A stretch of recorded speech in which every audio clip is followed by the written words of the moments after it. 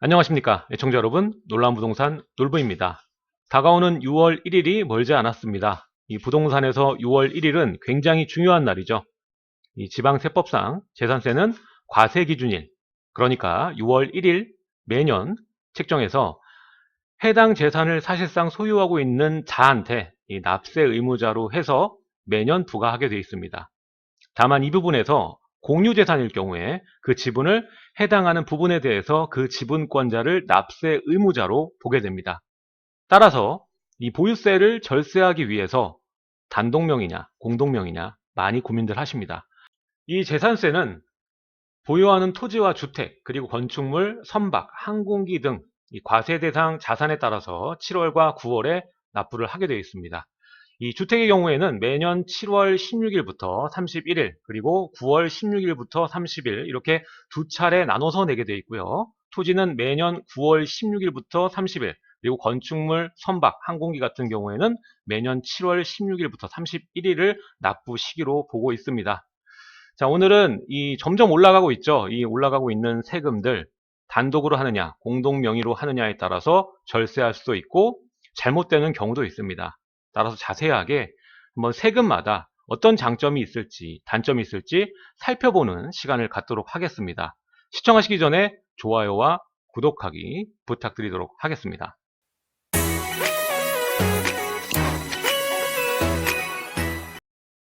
자, 요즘 세금이 올라가다 보니까 공동명의로 등기하시는 분들이 상당히 많습니다.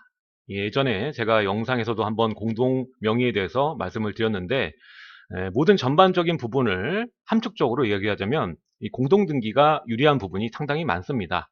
따라서 오늘 이야기를 할 때는 이 공동명의에 대해서 장점과 단점을 이야기하는 것이 더 이해하기 쉬울 것 같습니다. 따라서 공동명의의 장점부터 한번 살펴보도록 하겠습니다. 자, 가장 먼저 이 공동명의를 하는 가장 큰 이유가 될 수도 있겠는데, 이 양도소득세를 크게 아낄 수가 있는 방법이 되겠습니다. 일단 공동등기가 유리하고요. 과세 대상 자체가 이 분산이 되기 때문에 지분이 분산돼서 과세 표준이 낮아지게 됩니다.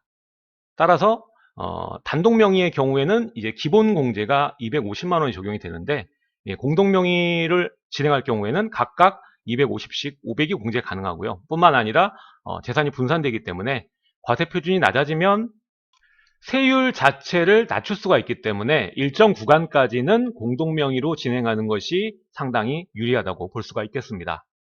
자, 두 번째 장점은요, 바로 종합부동산세입니다. 요즘 보유세 크게 오르고 있죠. 종부세 때문에 증여하시고 이렇게 공동명의 진행하시는 분 상당히 많은 걸로 알고 있습니다.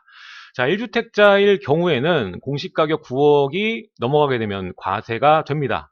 다만 이 공동등기로 진행할 경우에는 이 공제금액 9억이 아니라 부부 각각의 6억씩 공제가 됩니다. 그러니까 12억이 넘어야 이 종부세가 과세가 됩니다. 그러니까 당연히 공동으로 등기하는 것이 유리하다고 볼 수가 있겠죠. 종부세는 개인별로 인당과세이기 때문에 다주택자라면은 어떻게 보면 공동등기가 답이라고 볼 수가 있겠습니다. 따라서 이 종부세의 경우에도 공동명의가 유리하다, 이렇게 볼 수가 있겠습니다. 자, 세 번째 공동명의의 장점은 상속세입니다. 상속세는 아주 먼 얘기 같지만 미리 준비하시는 게 좋은 그런 세금입니다. 이 상속세는 누진세율입니다. 그렇기 때문에 이 분산할수록 큰 절세가 가능합니다. 특히 이 5대5의 지분으로 공동등기를 했다면, 거의 부부들은 5대5 지분으로 하죠. 그러면은 배우자가 사망했을 경우 이 배우자의 지분만큼만 상속세가 부과되기 때문에 본인도 이득이겠지만 자녀에게 상속할 때도 상당 부분 상속세를 절감할 수가 있습니다. 이 상속세에 관한 내용 또 제 영상 중에 있으니까 같이 살펴보시면 좋을 것 같습니다. 증여세, 상속세 굉장히 중요하거든요. 자, 다음 장점입니다. 공동명의로 하면 어떤 게 좋을 것인가? 임대소득세도 또 아낄 수가 있습니다. 자, 임대소득세도 마찬가지로 인별과세입니다. 따라서 이 인별과세라는 말이 들어가면 무조건 공동명의가 유리하다고 보시면 될 것 같습니다. 일단은 소득을 2명, 3명 이렇게 공동명의로 나누게 되면은 과세 표준 자체가 낮아지면 이 세율이 낮아지는 거거든요. 그러니까 낮은 세율의 구간으로 적용을 받게 되기 때문에 내는 세금 자체가 줄어들게 됩니다. 하지만 여기서 단점이 또 존재하게 되는데, 아무 일 안 하시는 이 주부 같은 경우, 이 피부양자라고 하죠. 이 경우에는 사업자 등록을 하게 되기 때문에 여기에 따라서 연금이나 또 건강보험료 이런 세금이 또 증가할 수가 있기 때문에 세무 전문가와 반드시 상담을 하시는 것이 좋은 방법이라고 볼 수가 있겠습니다. 공동명의 진행하고 나서 하면 늦으니까 미리 준비하시는 것이 좋다고 할 수가 있겠죠. 예를 들어 설명하면 요즘에 2천만 원 이하로 이 임대소득세 발생해도 과세되는 것에 말이 많은데, 자, 이 경우에 그 소득이 뭐 3천만 원, 4천만 원 정도 된다. 그렇게 쳤을 때 원래는 3천만 원, 4천만 원 올라가게 되면은 이제 종합과세로 바뀌게 되죠. 분리과세가 아니라. 근데 이렇게 인별로 나누게 되면은 부부가 2천만 원 이하 구간으로 바뀌게 되죠. 그렇게 되면은 분리과세를 통해서 또 세금을 아낄 수가 있는 것입니다. 따라서 이런 부분들 모두 알기 위해선 반드시 전문가가 필요하겠죠. 공동명의로 진행하면 임대소득세도 절세가 가능합니다. 자, 이 부분까지만 봐도 장점이 워낙 많은데 그럼 장점만 있을 거냐? 무조건 공동명의를 해야 되느냐? 그건 또 아닙니다.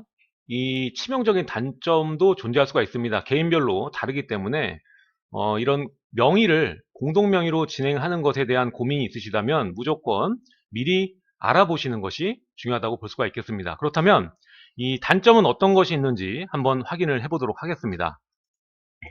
자, 공동명의의 단점, 일단 취득세가 추가로 발생할 수 있다는 점입니다. 이중과세가 되는 거죠. 자, 취득세는 이 공동명의를 한다고 해서 아낄 수 있는 게 아니거든요. 취득세는 개인이든 공동명의든 간에 차이가 없습니다. 왜냐하면 단일 세율이기 때문에 그렇습니다. 자, 문제는 이 단독명의로 먼저 가지고 있거나 아니면은 매입을 했거나 이 다음에 이런 보유세 증가로 인해서 공동명의로 변경하게 되면은 취득세를 그 지분만큼 또 다시 내야 됩니다. 따라서 이중으로 낼 수가 있습니다. 그래서 처음에 매수할 당시부터 이 명의를 어떻게 할지는 선택을 해서 판단을 해서 등기하시는 것이 가장 좋은 방법이라고 볼 수가 있겠습니다. 자, 그리고 두 번째 단점은 증여세를 내게 될 수 있다는 것이죠. 자, 처음 최초 공동등기 진행 시에도 배우자의 자금 출처가 분명해야 됩니다. 요즘에 자금 출처 조사 강하게 하고 있죠. 배우자의 소득이 입증이 안 되는데도 불구하고 하게 된다면 증여세를 무조건 내게 되고요. 조사를 받게 되겠죠. 이런 걸 피하시기 위해서는 미리 사전 증여를 통해서 확실히 이 자금 출처가 분명해지도록 만들어주는 것이 중요하다고 볼 수가 있겠습니다. 또한 이 원래 가지고 계셨던 물건을 이 세금 때문에 어차피 부부의 경우에는 또 증여세 안 내는 구간이 있으니까 이걸 활용해야겠다 생각하는 분들이 계실 텐데, 공동등기로 변경하면서 증여세가 발생할 수 있습니다. 일단은 부부증여 10년에 6억까지이기 때문에 요거를 생각하고 계셔야 되거든요. 10년이라는 기간 동안 6억까지입니다. 그러니까 뭐 일전에 했던 것들 뭐 자금 출처 조사나 이런 거 할 때 뭐 나올 수가 있거든요. 그러면은 생각지도 못했던 증여세가 또 발생할 수가 있으니까 요것도 미리 준비를 하셔야 됩니다. 중요한 부분이고요. 자, 마지막 증여를 진행하게 되면은 5년간은 팔지 못하게 됩니다. 그러니까 이 점도 유의를 하셔야겠죠. 실제로 이 공동명의 했다가 잘못되신 경우들 보면은 이 증여에 관련된 부분에서 생기는 문제점들이 상당히 많은 걸로 확인이 되기 때문에 이 부분은 여러분들 철저히 하시고 공동명의를 선택하시는 것이 좋겠다. 이 보유세 아끼려다가 아주 큰 세금을 낼 수도 있기 때문에 조심하셔야 된다. 이 얘기를 좀 드리고 싶습니다. 자, 그리고 또 마지막 단점입니다. 우리가 주택을 구매할 때는 좀 빠듯하게 구매하시는 경우가 상당히 많습니다. 이 과정에서 대략적으로만 현재 이 주택담보대출이 어느 정도 나오겠구나, 단순하게 계산해가지고 매수를 결정하시는 분들도 상당히 많습니다. 계약금을 미리 넣는 거죠. 이런 경우에 공동명의로 진행하다가 잘 안 돼가지고 개인으로 바꾸시는 분도 상당히 많거든요. 자, 일단 부부 중에 한 명의 소득이 적고 신용이 안 좋고 뭐 이런 경우가 있을 수 있잖아요. 이럴 경우에는 대출 이자가 요즘에는 뭐 큰 차이는 안 나지만 대출 이자가 높아질 수 있고요. 그리고 중요한 점은 또 대출 가능 금액이 줄어들 수 있기 때문에 미리 공동명의로 진행할 거다 얘기를 하시고 자금을 뽑아본 다음에 이 거래도 늦지 않기 때문에 요거를 꼭 알아보시고 진행하셔라. 이렇게 좀 말씀을 드리고 싶습니다. 자, 오늘은 이렇게 공동명의로 진행할 때 장점과 또 단점에 대해서 알아봤는데요. 실제로 이 단점을 무시하시고 하다가 낭패를 보시는 분이 상당히 많습니다. 특히 이 피부양자의 경우에 생각지도 못했던 이 세금들이 증가하게 되면서 괜히 공동명의 했다, 지출이 꾸준하게 늘었다 이렇게 생각하는 분도 많더라고요. 그리고 공동명의로 진행하면서 증여를 수반하는 경우가 상당히 많은데요. 이 과정에서 또 필수적으로 보유해다는 기간을 지키지 않고 매도했다가 낭패 보시는 분도 계시고요. 그렇기 때문에 이 등기를 하는 거는 굉장히 중요합니다. 그래서 단독명의로 했을 땐 이런 문제가 발생할 수 없겠지만 이 공동명의로 할 때 발생하는 문제점들이 또 있거든요. 그러니까 이런 것들을 고려하시고 이 보유세를 절세하려는 노력은 이 해당 부동산을 오래 가져가기 위한 하나의 전략이라고 볼 수가 있기 때문에 여러분들이 그 일정 기간 이후에 매도를 생각하고 있다면 이 작은 지출 때문에 큰 실수를 할 수 있는 것이 또 명의에 관련된 부분입니다. 그래서 해당 물건의 보유 기간이나 그리고 파는 시점 이런 것들을 생각하시고 그렇게 하고 공동명의를 진행하셔도 좋다. 그리고 가장 큰 단점은 전 이거예요. 일단 불편합니다. 모든 뭐 자료나 그리고 결정을 내릴 때 이 두 명의자가 다 필요하기 때문에 이 과정에서 문제가 생길 수가 있고 또 뭐 부부싸움의 단골 소재기도 합니다. 이 공동명의로 진행했을 경우에는. 그러니까 여러분들 현명하게 생각하시고 판단하시면 좋을 것 같습니다. 자, 오늘 이렇게 공동명의에 대해서 단독명의에 비해서 어떤 게 좋고 어떤 게 나쁜지에 대해서 알아봤습니다. 짧은 영상이지만 여러분들께 많은 도움이 되셨을 거라고 믿고요. 다음 시간에도 알찬 내용으로 여러분들 찾아뵙도록 하겠습니다. 지금까지 시청해주셔서 감사하고요. 하단에 좋아요와 구독하기 큰 힘이 됩니다. 지금까지 시청해주셔서 감사합니다.